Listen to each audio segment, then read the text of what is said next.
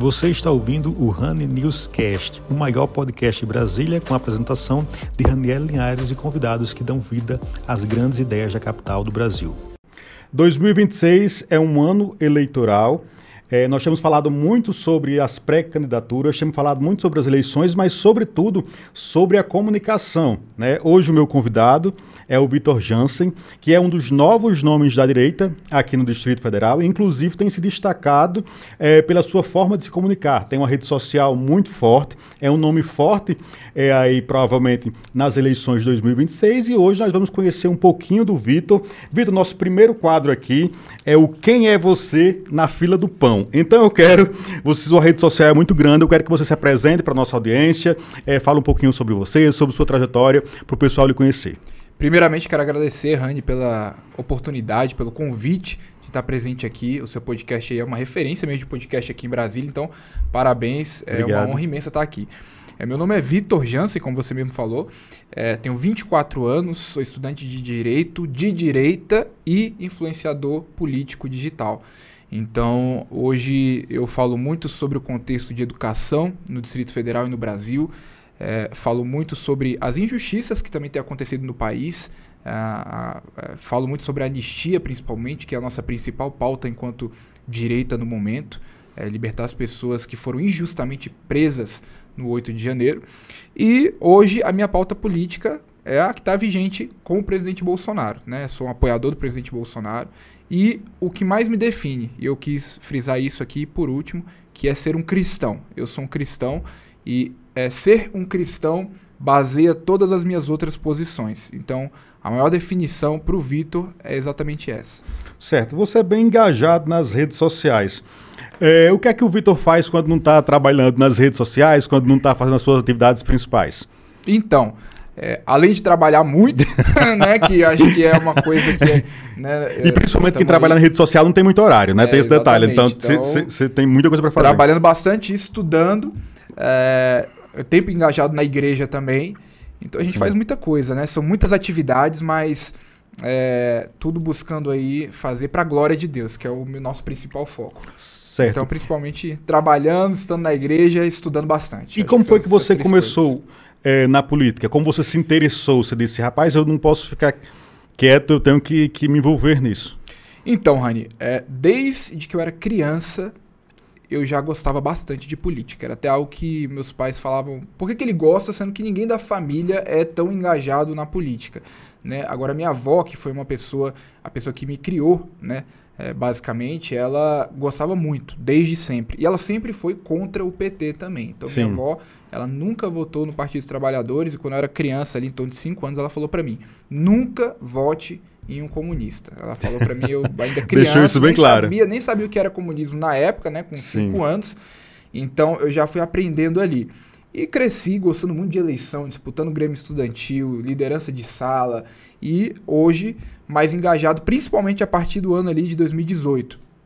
Eu, com 17 anos, tirei meu título de eleitor para votar no presidente Bolsonaro, porque foi e é, né, a liderança política que mais representa os meus valores, aquilo que eu acredito para a política nacional. Então, com 17 anos, eu tirei meu título de eleitor para votar nele. Nem precisava, mas fiz questão. Então, engajei na política de vez a partir de 2018 e intensifiquei em 2020, quando a gente teve a época da pandemia. Então, igrejas foram fechadas, muita coisa aconteceu e a gente viu ali a necessidade de se envolver, de fato, não só opinando, mas estar engajado politicamente, dado ao fato que a política, e a gente viu isso muito na pandemia, ela está em tudo nas nossas vidas. Sim. Então ela interfere na minha igreja, porque ela foi fechada na época da pandemia, ela interfere no negócio, na padaria que eu compro o meu pão, porque a padaria também foi fechada na pandemia, e tudo por conta de política. Então eu vi a necessidade de me envolver mais ainda, de uma forma mais propositiva dentro desse ambiente, porque a política, ela estava envolvida em tudo que eu fazia. Foi essa a minha conclusão. A partir de 2020, engajei de vez. Tem relação, o fato de você ter escolhido direito tem relação com todo esse contexto, com toda a sua formação? Com certeza. Na verdade, assim, acho que a tragédia, né, para um político é ele não saber a matéria-prima do que ele trabalha, que são as leis, né, é o direito de fato. Então, eu sempre busquei entender mais sobre isso. e era a única faculdade que estava no meu vislumbre mesmo, porque para um político é essencial você conhecer o fundamento daquilo que você está trabalhando. Então a gente vê tanta coisa inconstitucional passando, coisas absurdas, projetos de leis absurdos, e na atividade política a gente precisa ser excelente. Afinal, a gente está tendo um voto de confiança do povo. Então é algo muito caro, né? O voto é uma coisa muito importante, é uma coisa muito cara para as pessoas. Então a gente precisa de fato honrar isso. Então, sempre vislumbrando essa carreira política, eu já falava, quero fazer direito, muito a ver, como você falou, com essa questão política. Certo. Você tem uma voz importante nas redes sociais.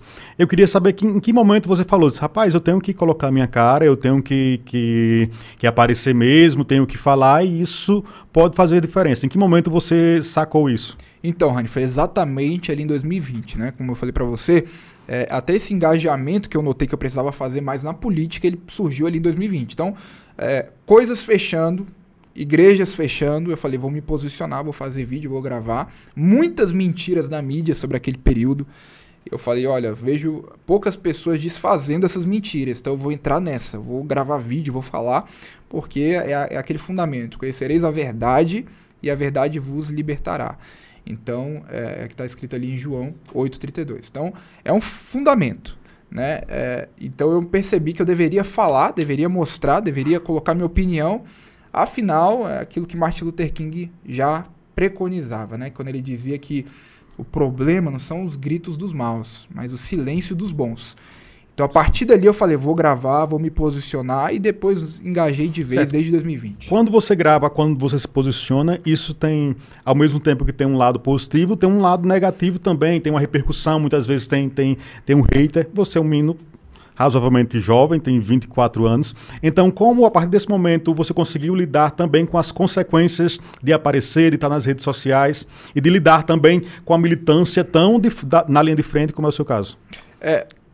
Acho que o meu fundamento, acredito que o meu fundamento cristão, ele me embasou muito para entender que a minha identidade, ela não está fundamentada no que as pessoas pensam sobre mim. Sim. Então, a minha fé me mostra que o que é importante é o que Deus pensa sobre mim. Então, se Deus me aprova e o mundo me reprova, eu estou feliz. Porque esse é o fundamento da minha fé, né? Então, até aquilo que Pedro fala em Atos, quando ele diz, mais importa vocês obedecerem a Deus do que às autoridades. Então ele coloca ainda aqueles que eram os mais poderosos da época diante da opinião de Deus. A opinião de Deus é mais importante. Quanto mais de pessoas que nem me conhecem. Então assim, eu vou te falar que esse nunca foi um problema para mim. Claro que a gente vai aprendendo cada vez mais a lidar. Hoje já processei algumas pessoas, já entrei fiz alguns boletins de ocorrência, principalmente esse ano, com a pauta que a gente teve da UNB. Porém, nunca foi algo que mexeu comigo. Para falar a verdade, eu até me divirto bastante lendo os comentários, né? Sejam eles bons ou ruins. De onde vem a sua inspiração política? A minha inspiração política, eu tenho algumas pessoas que são fundamentos para mim, quando eu olho assim, de bons políticos na história. Um deles foi o Winston Churchill. Eu gosto bastante da história, fui até Londres, conheci mais da história de Winston Churchill, né, que foi um homem posicionadíssimo na época dele contra o regime nazista. Então ele tem aquele lema, né, nunca se renda, que é um lema que eu gosto bastante, eu levo para minha vida, sobre você nunca se render independente das adversidades daquilo que você está passando. Então é bom lembrar que ele foi um dos únicos líderes europeus da época da Segunda Guerra Mundial que não se rendeu, não abriu mão do seu posicionamento para agradar uma ideologia nefasta que era o nazismo, né? Que é o nazismo. Sim. Então, o Winston Churchill foi uma grande inspiração para mim. Gosto muito daquele livro dele, que foi escrito pelo neto dele, inclusive, que é Deus e Churchill, conta a relação dele com Deus. E aí eu tenho várias outras inspirações políticas. Abraham Lincoln, né, na abolição da escravidão nos Estados Unidos. A gente tem Abraham Kuyper também, que foi um grande político reformador. Política nacional, na política nacional. Política nacional é o presidente Bolsonaro em primeiro lugar e disparado. Porque o presidente Bolsonaro foi a única liderança política que representou de fato os valores conservadores no nosso país como a gente desejava. Qual foi o maior desafio nessa sua trajetória como influenciador e como militante da direita? Eu acredito que o maior desafio, Rani, na verdade, não são as básicas adversidades que a gente passa no dia a dia. O maior desafio para mim, e continua sendo, é ver a injustiça que acontece no nosso país e querer fazer mais. Então, é o sentimento que eu acredito que todos os brasileiros de bem têm. É o sentimento de impotência contra o mal, muitas das vezes. Mas eu acredito que nós vamos sim conseguir mudar essa situação. Acredito que Deus está do nosso lado e que a gente vai conseguir mudar esse quadro. Porém, ver tanta corrupção, ver tanta injustiça é um desafio para alguém que se envolve nesse meio. Porque você talvez não consegue fazer tanto a não ser colocar a sua opinião e propor coisas para mudar esse cenário. Não é tão fácil, né? Certo. Como é equilibrar juventude, estudo e militância e trabalho e várias coisas ao mesmo tempo, com o dia com 24 horas? Então, na verdade, tudo fica mais fácil, e eu falo isso para as pessoas que me acompanham, tudo fica mais fácil quando você entende que é propósito. Quando você está fazendo por fazer, ou você está fazendo porque você simplesmente gosta, uma hora você cansa de fazer isso. Agora, quando você entende que você está numa missão, que você está em um propósito, você consegue conciliar aquilo que você precisa conciliar para cumprir a sua missão. E eu sempre, a minha avó sempre falou um negócio para mim que eu concordo muito, que é, quem quer dá um jeito. Então, se eu quero, eu tenho que dar um jeito. Agora, se você não quer tanto o que você está falando que você quer, então você não vai dar um jeito. Você vai arranjar desculpa. Então, basicamente é isso que eu entendo.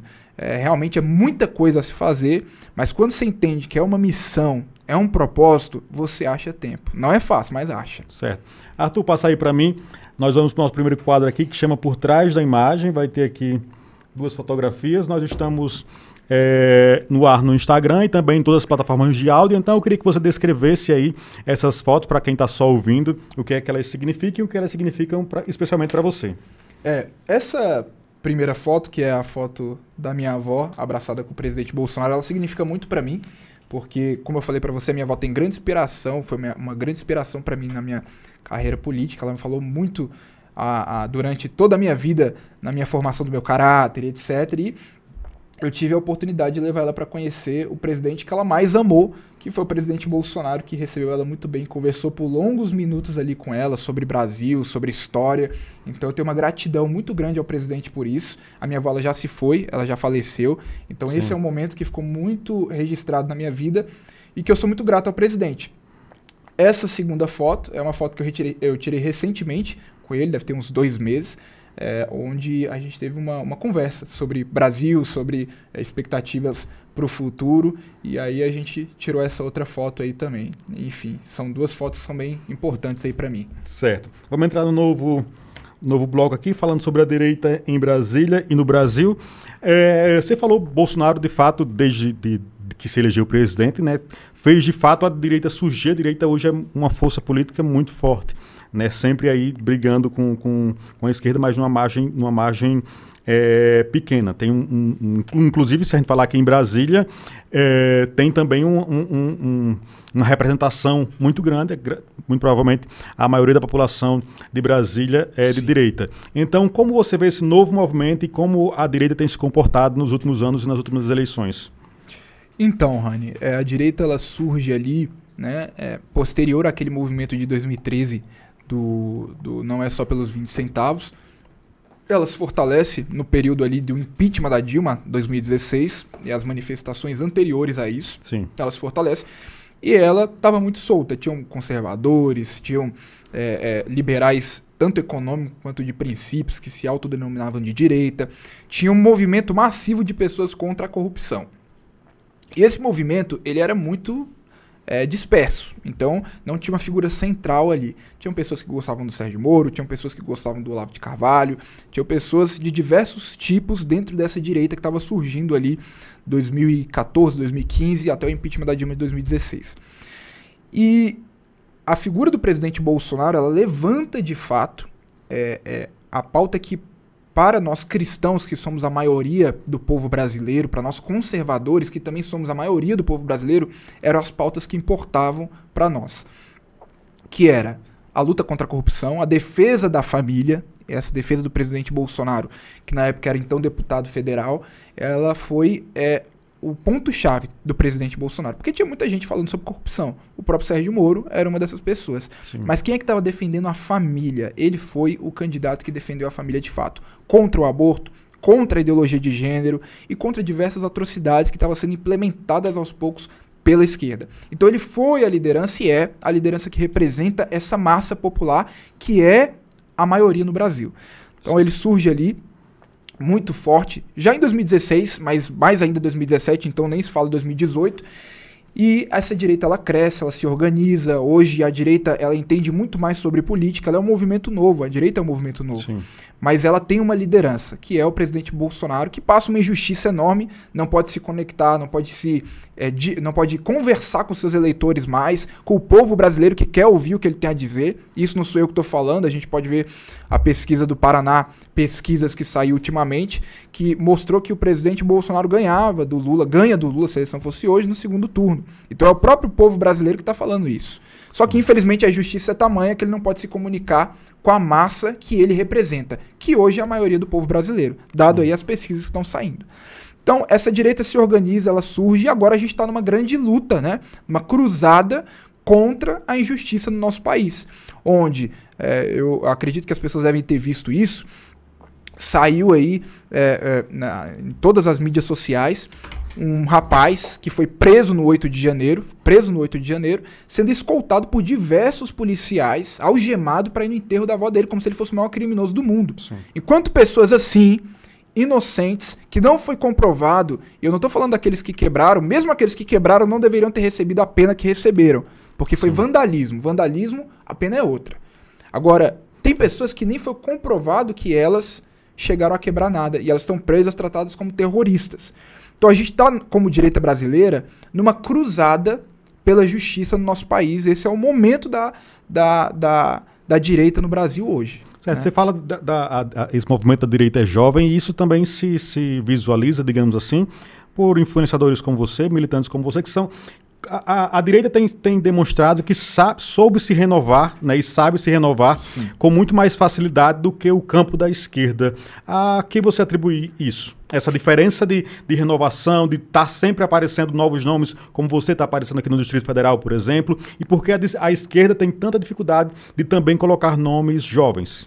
Então, a direita ela tem, na sua principal liderança, um homem que delegou muito. Então, por exemplo, o Tarcísio ele só virou governador de São Paulo, e é bom frisar isso, ele é uma ótima pessoa, uma pessoa de caráter, tudo bem, mas ele só virou governador de São Paulo porque o presidente Bolsonaro levantou ele como liderança e está sendo cogitado por alguns aí como um futuro possível pré-candidato à presidência, que apesar de eu gostar dele, eu deixo claro que o meu candidato é Jair Messias Bolsonaro. Então, na figura da nossa liderança, você viu muitos outros líderes surgindo. E isso replica para a base dele. Então é o que está acontecendo, é um movimento natural. Agora, quando você olha para o Lula, por exemplo, para o PT, é um partido que por muito tempo saiu escândalos de corrupção, coisas absurdas, e o Lula nunca quis largar o poder, largar o osso. Foi assim com a Dilma, quis voltar ao poder em 2018, só que ele não pôde pelos esquemas de corrupção que ele cometeu, as mais de 3 mil provas, a condenação, ele estava preso, então ele não pôde se candidatar em 2018, lançou o Haddad como boneco de ventríloco dele para poder disputar as eleições, mas se ele pudesse, ele teria disputado 2018 também. E é característica, isso não precisa ir muito longe para saber, de partidos de esquerda que são autoritários por natureza, colocar no centro uma figura. Então, por exemplo, foi assim com Fidel Castro, foi assim com Kim Jong-un, vamos levar o radical agora aqui, Sim. lá na Coreia do Norte. Você tem várias outras lideranças de esquerda, como Maduro, que está aí agora sendo perseguido e caçado aí, tem que ser mesmo, tem que ser tirado da Venezuela por diversas coisas que ele fez contra os direitos humanos, diversos absurdos, como roubar a eleição. Claramente isso aí, Sim. a própria a Organização Europeia mostrou que as eleições foram fraudadas na Venezuela. Então existe uma coisa da esquerda que é querer se perpetuar no poder. E para você se perpetuar no poder, você tem que colocar no centro uma figura e não delegar muito, porque uma hora, isso veio até de Stalin. Quando você lê sobre o regime da União Soviética, Stalin matava os amigos dele. Ele Sim. matava pessoas que eram potenciais lideranças que poderiam lá na frente, e eram amigos dele, potenciais lideranças que lá na frente poderiam assumir o lugar dele, porque ele tinha medo do quê? De perder o poder. É natural da esquerda. Eles não querem largar o osso. E o Lula tá aí, não querendo largar o osso do Brasil e lançando o Brasil no buraco mais uma vez. Certo. Você falou do Lula, eu quero que você faça uma avaliação do governo Lula 3 até agora. Ano que vem a gente tem uma eleição. E qual a sua avaliação do governo Lula até aqui? Então, tudo que a gente avisou nas eleições de 2022, a gente falava sobre censura, a gente falou sobre questões até ideológicas, né, que são como a questão do aborto. Tudo bem que o Lula, ele não tem a capacidade, e isso era uma coisa muito debatida na época das eleições, até tivemos propagandas eleitorais tiradas do presidente Bolsonaro que mostravam isso, que o Lula é a favor do aborto e o Ministério da Saúde, por algumas portarias, tirou essas portarias em favor do aborto. O Ministério da Saúde emitiu ali uns 2 pareceres, tirando o Brasil de organizações mundiais contra o aborto e outras coisas mais, mostrando que o governo tem uma pauta. Aí você tem essa questão da censura, que ela é muito clara hoje no Brasil, o debate da regulamentação das redes sociais, que tem ali esse nome, mas na verdade é censura, é o que a gente viu em outros países. A Venezuela falou sobre regulamentação das redes sociais e hoje aqueles que postam contra o Maduro correm risco de vida, vão pra cadeia, às vezes morrem, acontece alguma coisa. Então esse é um assunto que de fato a gente falou na época das eleições. Não podemos falar como gostaríamos, porque tivemos propagandas que foram derrubadas, mas falamos. A gente falou sobre a economia também. A prometida picanha, ela tá cada vez mais cara. O povo, que falou, eles falavam sobre fila de osso, tá na fila do osso também. Então, a dita, né, isenção do imposto de renda até R$5.000, eles estão tentando a rodo passar agora, mesmo sabendo que vai quebrar o país em diversas questões. Por quê? Eles estão fazendo isso porque o Lula tá vendo a aprovação dele despencar, e principalmente no Nordeste, o povo nordestino reconhecendo que esse governo não representa eles. 15 dias de governo Lula, teve paralisação da transposição do Rio São Francisco, que foi inaugurada pelo presidente Bolsonaro. Então é um governo que não pensa no povo, é um governo que pensa em si mesmo. Aí tem até algumas pessoas que falam do Bolsa Família. Quem foi que aumentou o Bolsa Família, na época Auxílio Brasil, para R$600? E quem foi agora que tirou 1,5 milhões de pessoas do Bolsa Família? Foi o Lula. Só que quem aumentou esses R$600 foi o Bolsonaro. Então o povo está vendo isso, porque a verdade uma hora aparece. Né? Então é basicamente o que a gente está vendo no nosso país hoje. O governo Lula vai de mal a pior e eu tenho certeza que o povo brasileiro vai dar uma resposta para o PT no ano de 2026, nas urnas. Certo. Falando dessa resposta, 2026 é um ano de eleição.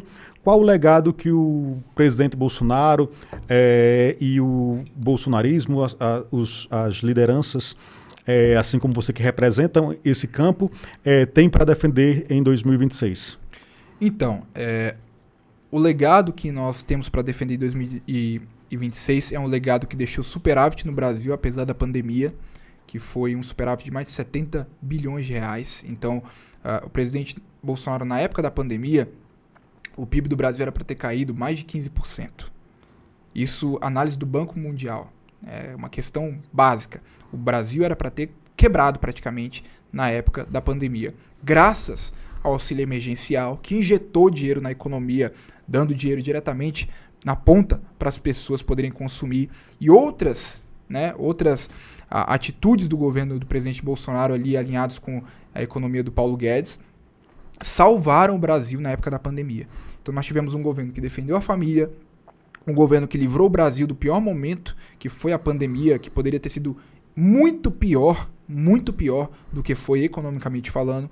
Um governo que, apesar de criticado por isso, comprou vacinas, e o Brasil foi um dos primeiros países, sim, que não produz vacina a vacinar, e vacinou a população bastante. Isso eu falo da questão da vacina, eu mesmo não tomei vacina, mas as pessoas que quiseram tomar vacina, elas puderam tomar. E é isso que as pessoas não falam no contexto de criticar o presidente Bolsonaro em relação à pandemia. Eu não tenho problema nenhum em falar que eu não tomei. Não tomei mesmo. Agora, as pessoas que quiseram tomar, puderam tomar. Por quê? Porque o governo Bolsonaro comprou a vacina. Então, os fatos se sobrepõem às narrativas.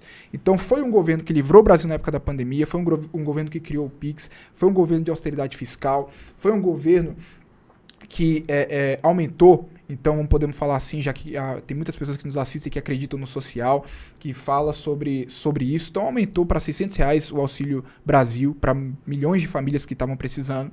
Então foi um governo que se preocupou com o povo, não se preocupou consigo mesmo. Então o legado que nós temos que defender para 2026 é exatamente esse. É o legado do Brasil de volta para o povo brasileiro. E para os brasileiros de fato. Não são os brasileiros que querem se locupletar, como é o governo do PT, que a maioria daqueles que hoje integram o governo foram presos por corrupção. Então você tem José Dirceu, o próprio Lula. Ele não foi, como ele fala, né? As pessoas falam, a condenação do Lula ela foi absurda porque o Sérgio Moro era tendencioso, mas ele não foi julgado e condenado só pelo Sérgio Moro. Foram mais de 12 juízes, foram mais de 3 mil provas, foram dezenas de delações. Então, olha a paridade que eles querem fazer em relação ao presidente Bolsonaro, que agora a Polícia Federal procurou lá no histórico dele, achou 30 milhões de reais e a própria Polícia Federal disse que esses 30 milhões de reais foram distribuídos para ele por mais de 1,2 milhões de eleitores dele, pessoas que transferiram para ele, que apoiaram ele, porque sabe que ele não é corrupto. Então, tem que colocar uma narrativa de golpe de Estado, de outras coisas, porque de fato, Bolsonaro foi o único presidente, o único político que ascendeu até esse tamanho de presidência da República que defendeu o povo de fato, que não entrou no sistema. Então, o brasileiro está cansado do sistema. Então, é esse o legado que a gente tem que defender. Esse sistema que está mobilizado contra o povo brasileiro, ele tem que acabar, ele tem que cair. E eu não estou falando da democracia, porque nós somos democratas. Eu sou democrata, eu acredito na democracia. Eu não prego que a democracia tem que acabar, muito pelo contrário. E Bolsonaro nunca pregou isso também, porque ele sempre falou das 4 linhas da Constituição. Então, mais uma narrativa que as pessoas falam de que queria acabar com a democracia, que nós somos os antidemocráticos, quando são eles que defendem o Hamas, que é um grupo terrorista que mata pessoas de diversas etnias, pessoas com ideologias diferentes da deles. Eles são os mesmos que apoiam o regime da Venezuela, que está escravizando pessoas num país aqui ao lado do Brasil. Então, eles defendem regimes autoritários e dizem que nós somos contra a democracia. Mas o legado é exatamente esse que a gente tem que defender. É o legado da verdadeira democracia, que é a democracia que permite a liberdade de expressão, a liberdade de opinião, a liberdade religiosa, que aos poucos tem morrido no Brasil com o aval do PT, que a gente tem que tirar no ano que vem. Certo. Nas eleições de 2022, né? Essas últimas eleições, 2022. Sim, 2022.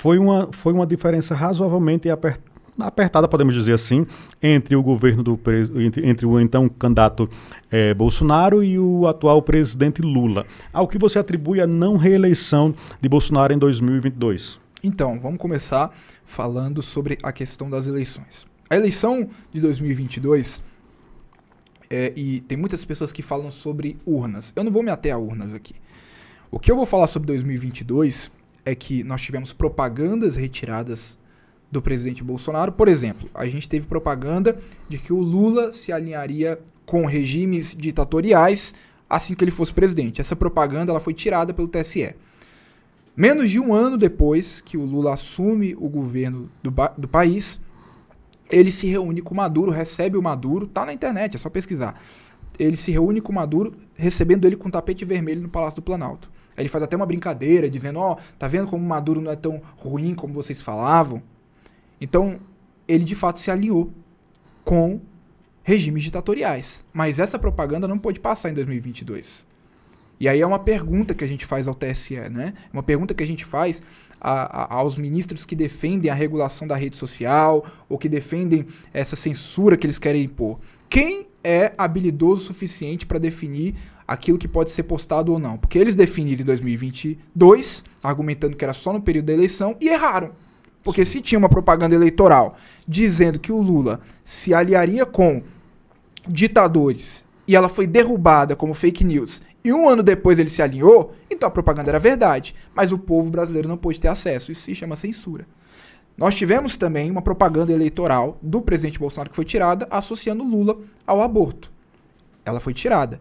70% do povo brasileiro é contra o aborto. Então uma propaganda dessa tem impacto ou não na eleição? Tem. Sim. Porque se o povo brasileiro é contra o aborto e tem uma propaganda eleitoral mostrando que tem um candidato a favor, talvez a pessoa mude de voto por causa de uma propaganda dessa. Ela foi tirada. Mas menos de um ano depois, o Ministério da Saúde tirou o Brasil, emitiu portarias mostrando que o Brasil estava indo na direção de aprovar, de liberar, de ser mais flexível com a questão do aborto. Foi até esse o termo usado pelo próprio Ministério da Saúde. Ou seja, era uma propaganda verdadeira. Sim. Então, a eleição de 2022, isso todo mundo que é honesto pode falar, ela foi desbalanceada pelo Tribunal Superior Eleitoral na figura do ministro Alexandre de Moraes, que derrubou várias publicações do presidente Bolsonaro, e quando era o PT era muito mais difícil. Então, assim, é só pegar quem quiser, para quem tem dúvidas do que eu tô falando, puxa aí no Google, no ChatGPT, quantas propagandas do presidente Bolsonaro foram tiradas em relação a quantas propagandas do PT foram tiradas. Daí você já vê. Sim. Então, a eleição de 2022 ela teve um desbalanceamento muito grande e o resultado, infelizmente, foi aquele colocado. Mas, na minha visão, não foi uma eleição justa. O povo brasileiro não teve a oportunidade de ter o conhecimento necessário para poder votar da maneira correta. Por quê? Porque foi censurado. As informações foram censuradas na eleição. Isso foi claro, a Carmen Lúcia falou isso. A Carmen Lúcia disse lá no Tribunal Superior Eleitoral que aquilo configuraria censura prévia. Só que no período da eleição, tudo bem, ela disse. Ela falou, é o discurso dela. Então, assim, não sou eu que estou falando. A própria Carmen Lúcia falou no Tribunal Superior Eleitoral que aquelas medidas que o TSE estava tomando na época da eleição não poderiam se aplicar para outros momentos da história. Por quê? Porque seria configurado censura. Então, como é que é isso? Tem censura na época da eleição e não tem censura fora? Como é que funciona isso? Ou tem censura fora e não tem na época da eleição? Sim. Pelas medidas do Tribunal Superior Eleitoral? Então, assim, pelas próprias falas deles, eu faço uma pergunta. Na honestidade, vamos fingir que você não é de direita, você não é de esquerda. Eu quero te fazer uma pergunta. Onde e em qual democracia? Não estou falando no regime que a esquerda apoia, que é lá do Maduro, né, de Cuba, não estou falando desses regimes, não. Em um regime democrático, onde que um ministro de Suprema Corte sobe um palanque, subir um palanque político já é um absurdo. Inclusive já configuraria motivo para ele ser impeachmentado, porque ministro do Supremo não pode se posicionar politicamente. Sim. Então, quem defende a Constituição deveria saber disso.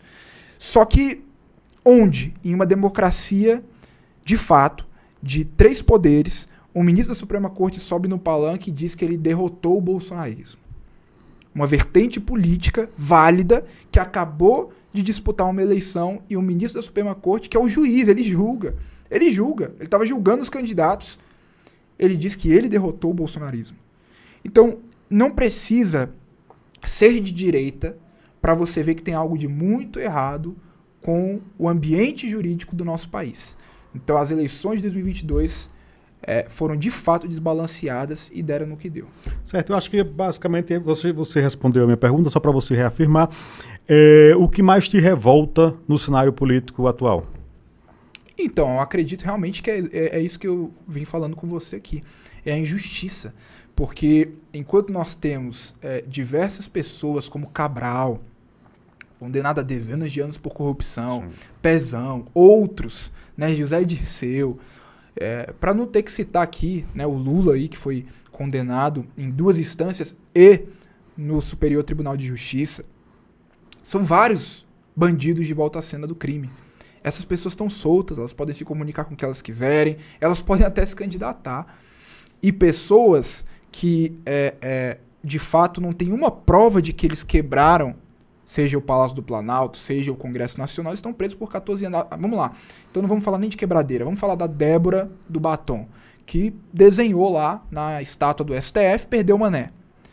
Onde que aquela ação se configura como tentativa de golpe de Estado? Então, uma pessoa daquela está presa, encarcerada, como se fosse uma terrorista. E nós temos traficantes saindo aí em 6 meses. Nós tivemos um cara que foi liberado por um juiz agora com 200 quilos de cocaína. Mas o juiz virou e falou assim, não, é que não é muito. Então, tipo assim, esse cara foi liberado da cadeia e o rapaz que foi visitar não, né? Que foi pro sepultamento da avó, ele teve que ir com vários policiais, mais de 10 policiais, sabe, totalmente armados, como se o cara fosse o maior criminoso do mundo. Não tem uma pessoa honesta, que acha que isso é normal. Não é normal. Então, existe um grave problema no país acontecendo, um grave problema jurídico que tem que ser resolvido. E esse problema é a nossa pauta. Esse problema a ser resolvido é a nossa pauta até que ele seja resolvido. Porque não tem como continuar acreditando que nós estamos em uma plena democracia quando você tem um dos poderes subvertendo subvertendo a Constituição, subvertendo a democracia no nosso país. Vamos agora para um quadro que chama Verdade ou Mentira. Eu vou fazer aqui um apontamento, você vai me dizer se é verdade ou mentira. Tá.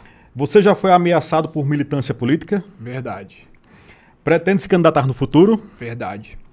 Bolsonaro é sua maior inspiração política? Verdade. Já perdeu amigos por divergências ideológicas? Mentira. Mentira. Porque, só deixa eu explicar essa questão, porque eu nunca cheguei a fazer amigos que não são muito alinhados com meus princípios e valores. Eu acho que não faz muito sentido. Entendi. Então, amigos mesmo, talvez colegas. Agora, amigos, eu nunca tive amigos que são contra os meus princípios e meus valores, não. Você acredita que a direita é mais forte nas ruas do que na internet? Eu acredito que é mais forte do que a esquerda nos dois. Mas na internet a gente é muito melhor. Ganha, né? Já participou de organizações e manifestações? Quase todas, nos últimos... desde 2015. Quiser lhe achar, pode ir lá. Já foi chamado de extremista mais de uma vez? Já, verdade. Já pensou em deixar Brasília? Mentira. Mentira. Já foi censurado em rede social? Verdade. Você acredita que o STF tem poder demais? Verdade. Beleza, vamos entrar num novo bloco agora de perguntas. Como é ser um jovem conservador aqui em Brasília? Então, Brasília é uma cidade muito conservadora, né? Mais de 75% das pessoas que estão aqui são conservadoras. Então, eu acredito que a gente pode melhorar muito em muita coisa e a gente precisa ser mais propositivo como direita e não ser tão reativo apenas. Porque por muito tempo a direita teve essa questão de só responder, mas eu acredito que essa questão da proposição é importante. E é isso que a gente está fazendo aqui em Brasília. Então a gente pode sim falar sobre saúde, a gente pode sim falar sobre outros temas, infraestrutura, privatizações, porque a gente não está reduzido ao campo ideológico, que é muito importante sim. E para mim são as pautas mais importantes que as pessoas costumam falar, não, é só esse tipo de pauta. São as pautas do costumes. Essas são as pautas mais importantes para mim. Mas não quer dizer que, porque eu falo sobre pautas de costumes, eu não falo sobre as outras pautas também. Então, aqui, ser um jovem conservador em Brasília é bom, eu amo Brasília e eu acredito que a gente pode mudar muito e melhorar bastante. Então, eu gosto de ser um jovem conservador e morar em Brasília. Não mudaria para outro lugar. Certo. Vamos falar um pouquinho sobre o cenário aqui de Brasília. Sim. O PL apoia o atual governo ibanês, que muito provavelmente que foi reeleito, vai sair candidato a senador, provavelmente numa chapa com a ex-primeira-dama Michele Bolsonaro. Né? Boa parte do partido é alinhado ao atual governo. Como você avalia o atual governo ibanês? Então, como eu falei para você, eu acredito que tem muitas coisas que nós podemos melhorar como Brasília. Isso é um conjunto de coisas. Vamos falar então, por exemplo, do rombo que foi o governo do PT aqui em Brasília, o governo Agnello Queiroz, que foi o governo mais rejeitado da história de Brasília. 82% de aprovação, Agnello saiu com 82%. De reprovação. De reprovação, isso, verdade, de reprovação. Ele saiu com 82% de reprovação. Agnello Queiroz, governo do PT aqui em Brasília. Então o povo de Brasília não quer a esquerda, porque sabe que quando a esquerda entrou, o segundo mais rejeitado foi o próprio Hollenberg. Então, nós sabemos que o povo de Brasília entende o mal que a esquerda faz para a nossa cidade. E acredito que a gente pode melhorar muita coisa. Acredito, né, que ano que vem vão ter as alianças políticas. E eu não posso muito falar sobre isso agora, porque eu acredito que vai ter muita coisa ainda para acontecer. Sim. Mas a gente vai seguir aquilo que o partido fizer, porque a gente acredita na liderança do presidente Bolsonaro, na liderança da primeira-dama Michele, na liderança do presidente Waldemar da Costa Neto, e aquilo que for apropriado para o ano que vem vai ser feito. Eu acredito que, como Brasília, nós temos muito a melhorar. E aí, ano que vem, vai ser decidido se vai apoiar determinado candidato, se vai apoiar outro, mas, de fato, nós precisamos, e nós já estamos melhorando. Em comparação ao governo Hollenberg, governo Agnello, a gente está muito melhor. Isso Sim. É um fato. Isso qualquer militante de esquerda, qualquer militante, se ele for, e é difícil um militante de esquerda ser honesto, mas se ele tiver um pico de lucidez e ele for honesto rapidamente, ele confessa que o atual governo é melhor do que o governo do Agnello e o governo do Hollenberg. Agora, não é por conta que é melhor que a gente não pode melhorar. Precisa melhorar e muito. questão da saúde em Brasília. Sim. Nós temos outras pautas importantíssimas, então, que a gente tem que conversar e debater sobre isso, mas aquilo que o partido decidir, a gente vai acatar para o ano que vem. O cenário aqui em Brasília está bem confuso ainda, você Sim. sabe disso. Nós temos hoje, inclusive, vamos até falar mais um pouquinho sobre isso, nós temos hoje como pré-candidatos pelo PSB, Ricardo Capelli, pelo PT, Leandro Graz, pelo Republicanos, a vice-governadora Celina Leão, e correndo por fora aí, se não me engano, pelo Progressistas, Progressistas é Celina e Republicanos é o Fred, não é isso? Então nós temos esses 4 pré-candidatos com os nomes mais fortes aí. Queria que você fizesse uma rápida avaliação sobre esses nomes. Então, vamos lá. Leandro Graz, um cara desonesto. Uma pessoa que nunca vai governar o Distrito Federal, é o sonho dele, mas ele é incompetente para isso. É uma pessoa incoerente, e eu falo isso olhando para a cara dele, inclusive, porque ele, inclusive, pediu a minha prisão, porque eu tirei pichações da UNB.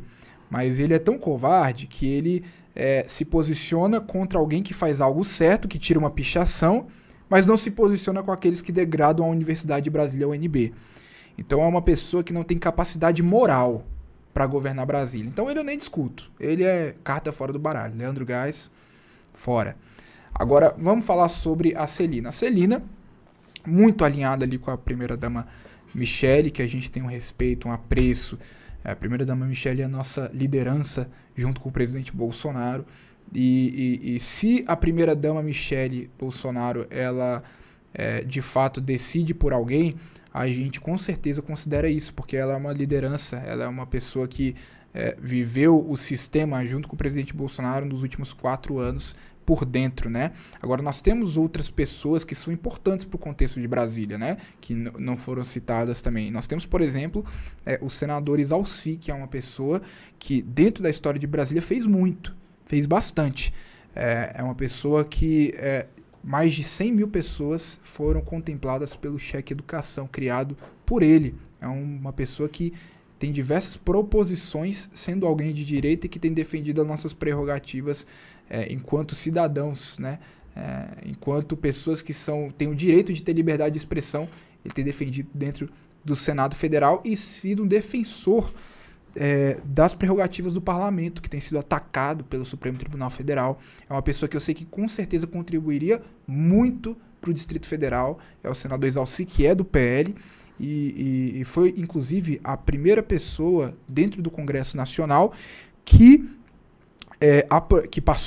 colocou um projeto, que é o projeto Escola Sem Partido, exatamente para lutar contra a ideologia de gênero no sistema educacional. Então é uma pessoa que eu tenho muito apreço, que eu considero que pode ainda contribuir muito para Brasília, como ele tem feito, principalmente nesses últimos anos, que ele tem batalhado bastante pelas prerrogativas do Congresso Nacional e pelo povo brasileiro na defesa da liberdade de expressão e outras coisas mais. O Fred Linhares é uma pessoa da TV, não o conheço muito, realmente não sei como é que é isso, não tenho muito o que opinar sobre ele, não conheço muito a trajetória política dele, para falar a verdade, né? E eu acho que até é válido a gente falar quando a gente não sabe muito sobre uma pessoa, porque a gente também não sabe de tudo, não é verdade? Sim. Então, assim, eu também não conheço muito a trajetória do Fred Linhares, então não tenho muito como opinar sobre ele. Ele não tem experiência no executivo também, né? Exatamente. Então, assim, eu não conheço muito, então não consigo opinar. Agora, sobre essas pessoas, a minha opinião é essa. Beleza. A gente estava falando aqui sobre o senador Isalci, que é do PL.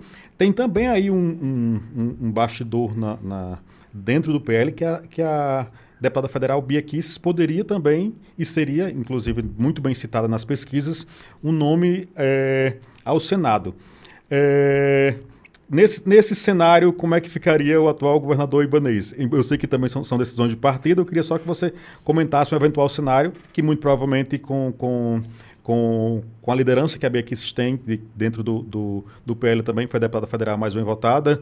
Michele Bolsonaro, quem acompanha a política de Brasília, sabe que muito provavelmente já só vai ter uma vaga, né? Porque ela basicamente tem uma vaga praticamente garantida, mantidas as condições de temperatura e pressão. Eu queria só que você avaliasse o cenário dentro do PL das candidaturas ao Senado.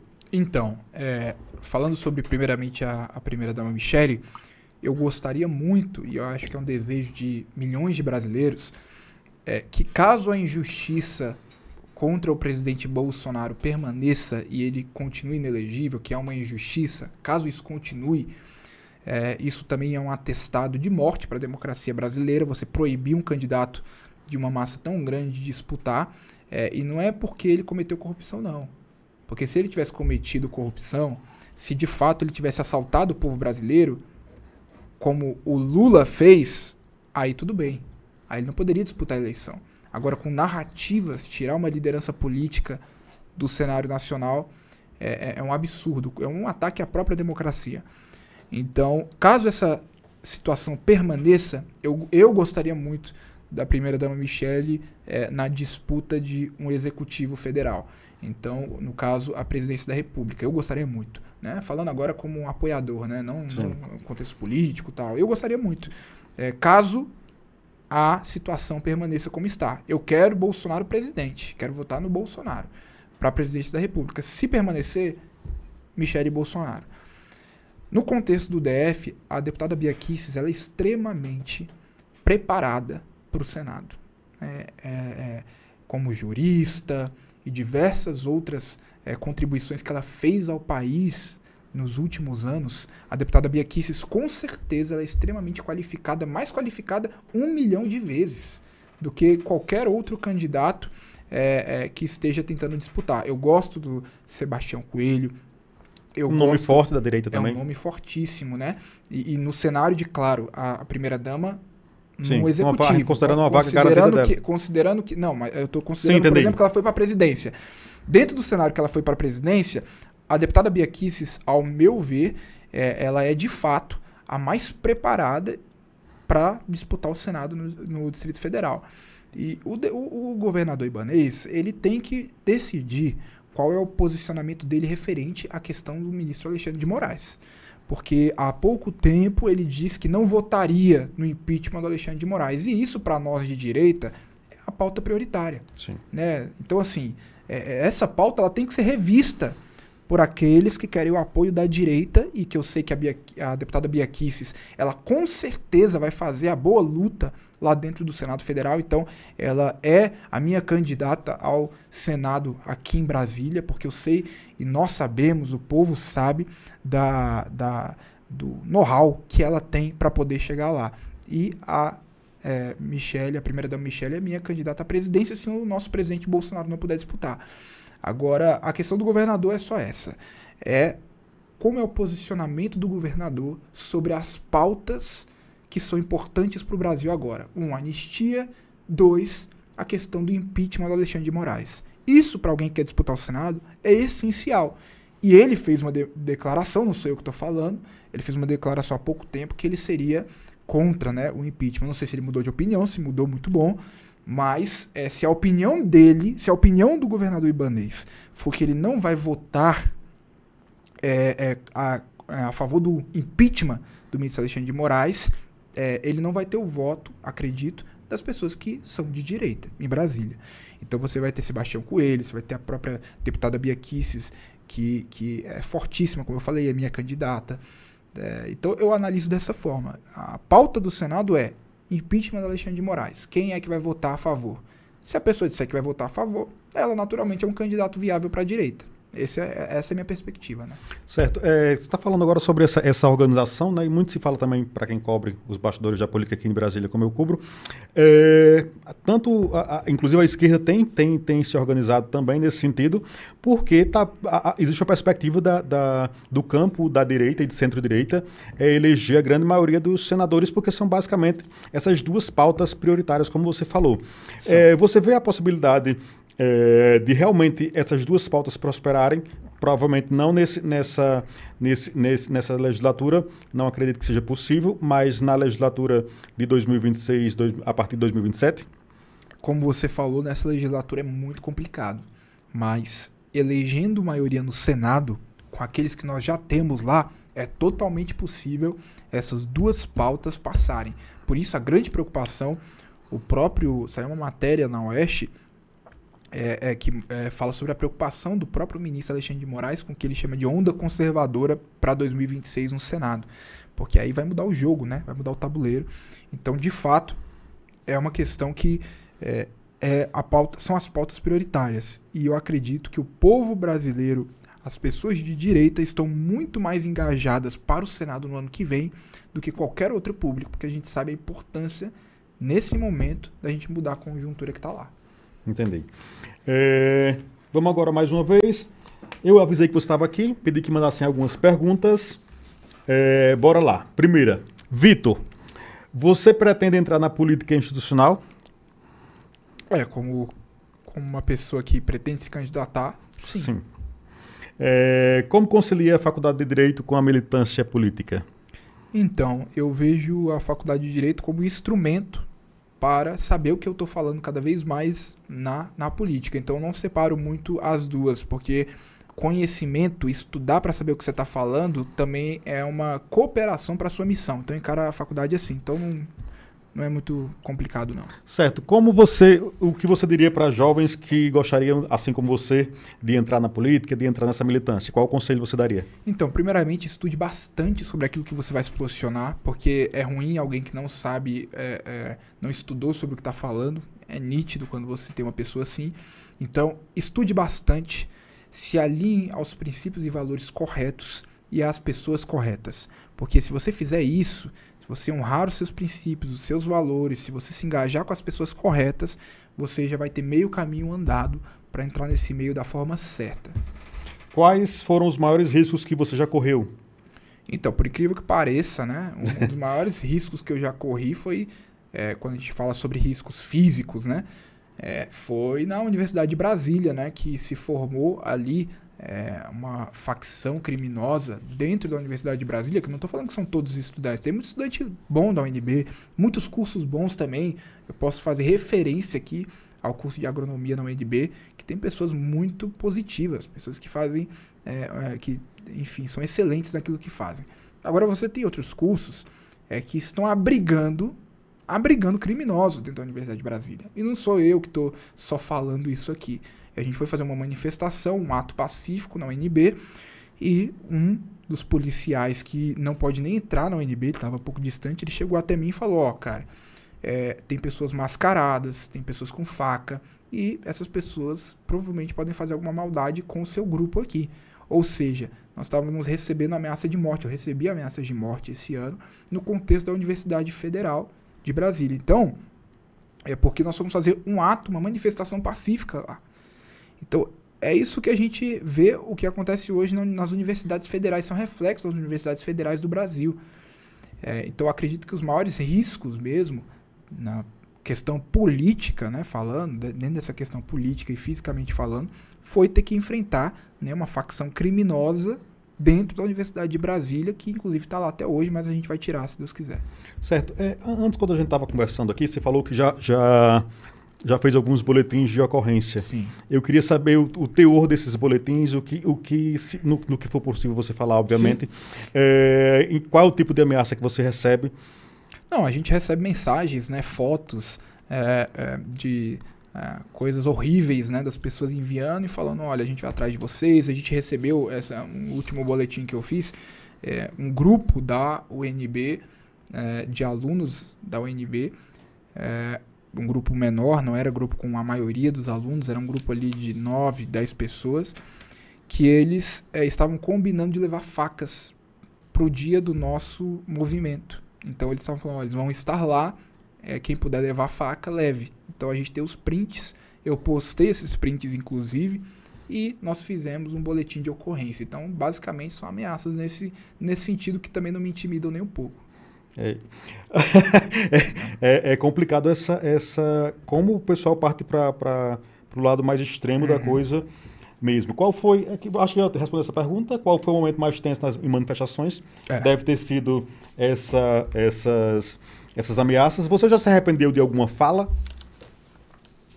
Se arrepender de alguma fala? Sim, alguma postagem, algo que você falou, ou que você reviu, algum posicionamento? Não, posicionamento eu nunca me arrependi não, porque eu sempre, quando eu fui me posicionar, eu sempre tive o entendimento de que eu tinha que ter muita responsabilidade com os posicionamentos que eu estava fazendo na rede social, porque isso alcançava diversas pessoas. Sim. Então, eu sempre pensei, pedi conselhos. Então, nessa trajetória política, né, desses últimos anos, eu não tive falas nas redes sociais ou em outros veículos que eu me arrependesse de ter falado, porque eu sempre tive muita responsabilidade de me posicionar diante do meu público. Certo. Nós temos duas pautas que estão, inclusive, para serem votadas essa semana no Congresso Nacional. Uma pauta é a mudança no foro privilegiado, né, o foro por prerrogativa de função, onde está sendo debatida ainda, o relatório não foi apresentado, né, teve reunião de líderes hoje. Uma das possibilidades é que seria criado os julgamentos por crimes comuns para os deputados e senadores, eles iriam aí para um colegiado, provavelmente STJ, algo do tipo. Eu queria saber sua opinião sobre essa pauta da mudança no foro privilegiado para que as ações dos deputados saíssem do Supremo Tribunal Federal. Assim, se o Supremo Tribunal Federal, e eu não falo todo ele, mas se o Supremo Tribunal Federal pudesse estar julgando e condenando os corruptos do país, aí era uma coisa. Agora, como nós temos uma perseguição clara, nós temos o exemplo do deputado Daniel Silveira, que o que aconteceu com ele foi violação atrás de violação, baseado no artigo 53 da Constituição. Então, os deputados, eles são invioláveis por qualquer fala, votos e posicionamentos. E o que a gente tem visto hoje no Brasil é que isso acabou. Esse artigo da Constituição foi cortado e jogado no lixo pela Suprema Corte do nosso país. Então, a gente tem muita ação, muita investigação, muita proposição da Suprema Corte do nosso país para quem é de direita, e os bandidos corruptos do lado da esquerda estão livres. Aí a nossa pergunta é exatamente essa. Será que o foro, será que a maneira como está funcionando? Se as pessoas falarem que está funcionando, a gente não tem o que fazer, mas a maioria do povo brasileiro acha que não está, né? Isso aí é muito claro. Então, eu acredito sim que tem que ter uma mudança, eu acredito sim que essa blindagem contra as ações do Supremo Tribunal Federal, as investidas do Supremo Tribunal Federal contra as prerrogativas do parlamento, ela é importante para o país. Então, eu acredito que com certeza, porque tudo que se decide, e agora a gente vai falar sobre questão de inconstitucionalidade, rapidamente. Tudo que se decide no Congresso Nacional, o Supremo dá a última palavra, como se ele pudesse passar por cima de todo o Congresso e decidir por todo o povo brasileiro, acima dos representantes que nós escolhemos. Então, essa não é a função do Supremo Tribunal Federal. Eu estava vendo, quando eu estava vindo para cá, estava tendo um debate em um veículo de imprensa, e a deputada Tabata Amaral dizendo que o Supremo, ele investiga. Não é função do Supremo investigar ninguém. Não é função do Supremo ir atrás e propor e fazer como é o inquérito das fake news, chamado então, né, pelo ministro Marco Aurélio, ex-ministro Marco Aurélio de Mello, Marco Aurélio, que ele disse que é o processo do fim do mundo, né? Como é que ele falou? Eu esqueci do termo agora. Só um parêntese nesse inquérito. O inquérito do fim do mundo. É assim que ele chamava, esse não é inquérito isso? das fake news, que é um dos pontos que está sendo que está sendo acrescentado nesse projeto, é inclusive a limitação, né? Que uma investigação não possa... Tem que acabar. Uhum. Como é que isso aqui, qualquer regime ditatorial, o cara abre um inquérito sem o Ministério Público. Isso é ilegal, ele não poderia fazer isso simplesmente da maneira como ele fez. Ele abre o inquérito do jeito que ele quer. De ofício. De ofício. Então ele vai lá, abre o inquérito, não termina o inquérito e ele coloca todo mundo no inquérito que ele discorda. Ah, não, o cara falou alguma coisa, ele tá no inquérito agora. O outro falou, tá no inquérito. Isso, claramente em ditaduras, em regimes ditatoriais, quando o cara quer condenar os inimigos dele, ele abre inquérito sem fim. Aí vai botando todo mundo, vai colocando todo mundo a todo tempo. Isso não existe, sabe? Isso é usurpar, é passar por cima, é destruir o ordenamento jurídico do país. Inquérito tem que ter início e tem que ter fim. E tem que ter um objetivo também. Porque todo mundo entra no inquérito das fake news. Então tem anos e anos esse inquérito que não foi aberto como você falou, a pedido do Ministério Público, que foi aberto de ofício do ministro Alexandre de Moraes e nunca terminou, o que configura uma clara perseguição às pessoas que ele discorda, às pessoas que ele acredita que está propagando fake news, que ele vai colocando todo mundo ali dentro. É um absurdo, né? Você vê, Vitor, nesse curto espaço aí, digamos, até o fim, no curto prazo, sim, uma perspectiva de melhora desse cenário, dessa relação entre o Congresso Nacional e o STF? Eu acredito que a melhora ela vai vir com as eleições de 2026 e com as ações do governo americano também, que tem contribuído para essa luta contra a injustiça no país. Eu acredito que essas ações, a Lei Magnitsky, outras questões, elas estão sendo muito importantes para que possa se mostrar que para o mundo o país já vive um ambiente jurídico estranho, e estranho às democracias ocidentais. Então, é o posicionamento dos Estados Unidos, outros países, a Argentina, na figura do presidente Milei, o primeiro-ministro da Hungria, outras e diversas pessoas e chefes de Estado já se posicionaram contra os absurdos que estão acontecendo aqui. Então, essas ações internacionais vão ser importantes e o ponto-chave, ao meu ver, que são as eleições de 2026 para a gente mudar mesmo o cenário. Certo. A Lei Magnitsky ela afeta diretamente o ministro Alexandre de Moraes. Entretanto, sim, a taxação que os Estados Unidos impôs, ela afeta basicamente boa parte do povo brasileiro, porque é 50% em cima das taxações, inclusive até pequenos produtores, né, que obviamente não vão conseguir manter sua produção, não vão conseguir manter suas exportações. Como você avalia especificamente essa taxação em relação ao país? Então, nós ficamos tristes pelo país ter chegado a esse momento. A taxação, e para deixar muito claro isso aqui, ninguém da direita apoia a taxação. Ninguém está falando aqui que tem que taxar. Jamais. Ninguém gosta de taxação. Seria uma pessoa, né? Ninguém está falando isso. Só que a questão é que a taxação não aconteceu por causa de A ou B da direita. Ela aconteceu pelas falas irresponsáveis do presidente da República em diversos momentos. O BRICS foi o estopim. E também pela perseguição clara que está sendo feita contra opositores da esquerda no país. Então as democracias olham isso e falam assim, cara, aquilo ali não é uma democracia, vamos se afastar deles. Então, impõe uma tarifa, impõe uma sanção, impõe algo. E isso não é, as pessoas querem jogar isso na culpa da direita. Só que isso é culpa dos censuradores, isso é culpa do ministro Alexandre de Moraes, é culpa do governo Lula. Essas falas irresponsáveis economicamente, essa perseguição contra opositores no país é que está gerando essas sanções. Então acredito que se eles derem o stop, eles pararem com essas atitudes, isso pode ser revertido. Só que não tem vislumbre de que eles queiram recuar. Eles querem levar o país para o buraco junto com eles. Você pode lembrar que esse foi o caminho da Venezuela. Sanção atrás de sanção. Aí a culpa foi quem? Dos Estados Unidos? Não. A culpa é da oposição na Venezuela? Não. A culpa é de ditadores como Maduro, que estão lá escravizando pessoas, que destruíram a economia do país, que fizeram declarações absurdas contra os próprios Estados Unidos. Você teve Cuba também, foi levada ao buraco por conta de atitudes como essa. E o governo brasileiro, ele vai no mesmo caminho.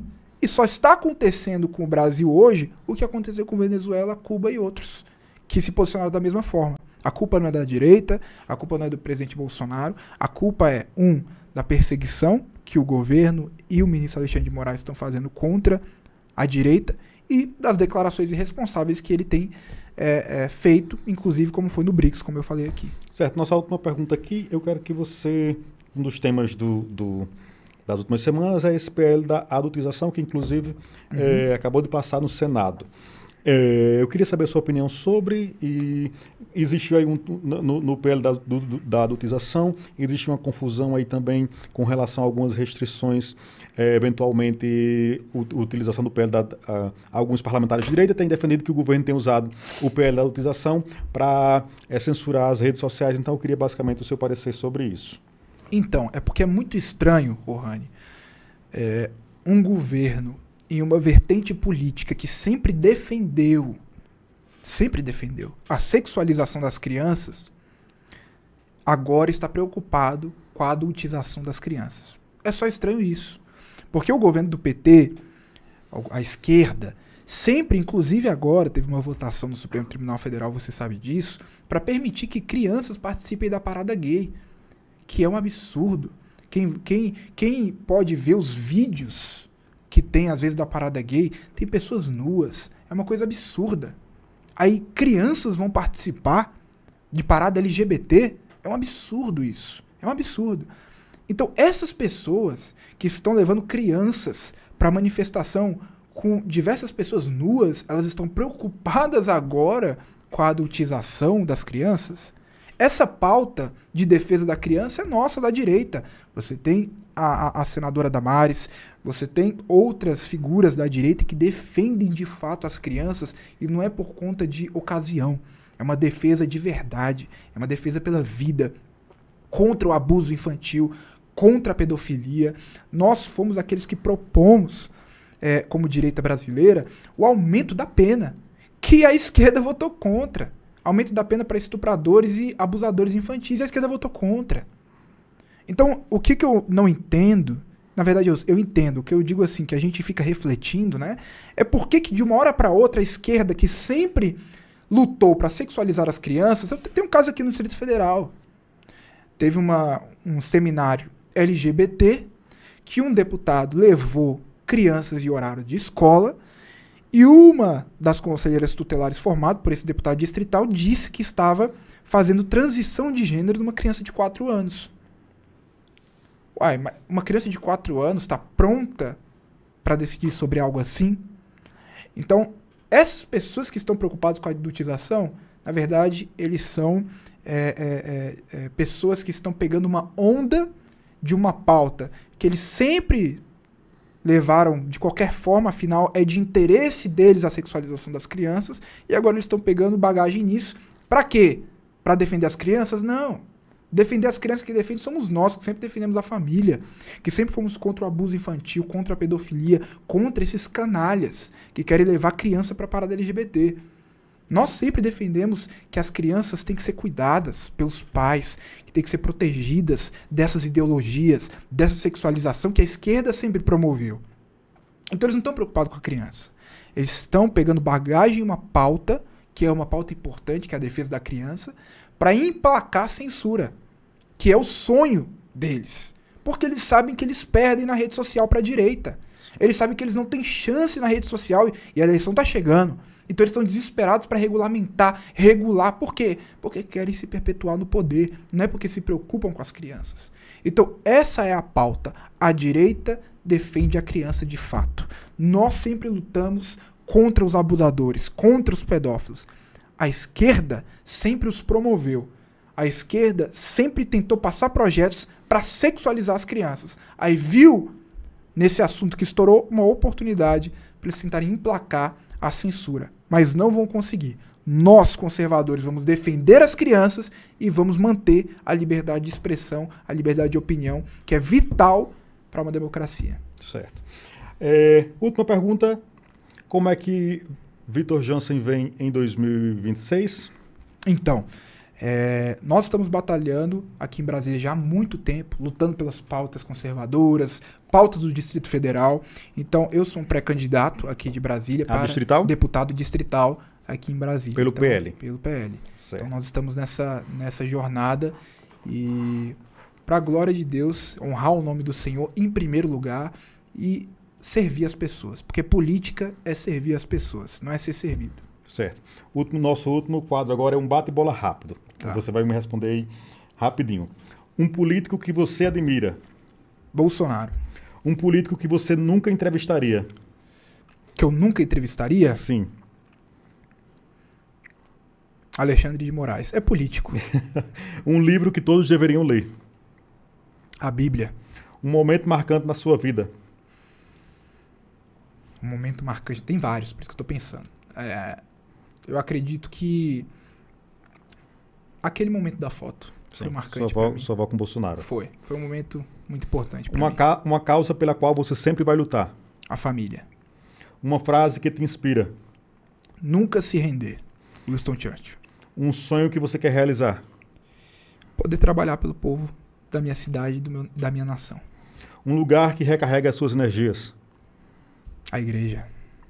Uma música que te representa? Acho que é aquela Unção Sem Limites, da Ludmilla Feber. Gosto demais. Certo. E outro, um conselho que você levará para a sua vida? Primeiro foi o da minha avó, nunca vote um comunista. Mas um conselho que eu gosto. Um conselho que eu gosto e é um conselho que está no meu coração. Não me lembro quem me deu esse conselho. Mas mantenha-se alinhado com o Senhor. Mantenha amando o Senhor em todo o tempo. Eu acho que o cristão é isso. Porque tem muito cristão por conveniência. Mas você tem que amar o seu Deus. Eu, como cristão, eu amo o Senhor. Eu não estou como político cristão para pegar voto dos cristãos. Eu sempre fui cristão. Então, ame o Senhor sobre todas as coisas. E o resto vai ser acrescentado. Eu acredito que esse é o basilar de todo cristão. Se você amar o Senhor e o servir, as outras coisas serão acrescentadas. Isso é mais, na verdade, um conselho bíblico, né? Então, eu acredito que para mim é o que eu mais levo. Tudo que eu faço, eu pergunto, isso aqui Jesus faria, isso aqui ele não faria, se ele não fizesse, eu não faço. Porque eu quero segui-lo como um bom cristão, um filho de Deus. Certo. E agora, para terminar, venda seu peixe aqui nessa câmera, deixe o seu recado aí e também suas redes sociais para quem quiser acompanhar você. Então, minhas redes sociais, @VictorJansenDF, que é o Instagram e o TikTok. E o recado que eu deixo é: não vamos desistir do nosso país. Eu sei que a situação é caótica, nós temos de fato muitas coisas acontecendo, injustiças acontecendo no país, mas isso não significa que nada irá mudar, muito pelo contrário. Quando chega na hora mais escura da noite, é porque está chegando o amanhecer. Então eu acredito que nós vamos reverter esse quadro e para que nós possamos reverter, nós precisamos de você para isso. Não desista do nosso país. É isso, Victor. Muito obrigado por ter aceito o convite. Obrigado. Quero parabenizar você. Você é um jovem, mas extremamente preparado, né? Extremamente conhecedor da realidade do nosso país. Inclusive se comunica muito bem. Então é uma característica sua muito interessante. Então, parabéns e boa sorte aí nas próximas batalhas. Muito obrigado. Muito obrigado, Rani. Eu que agradeço e conte comigo sempre. Um abraço. Você ouviu o Honey Newscast, o maior podcast de Brasília, com episódios semanais e convidados que dão vida às grandes ideias da capital do Brasil.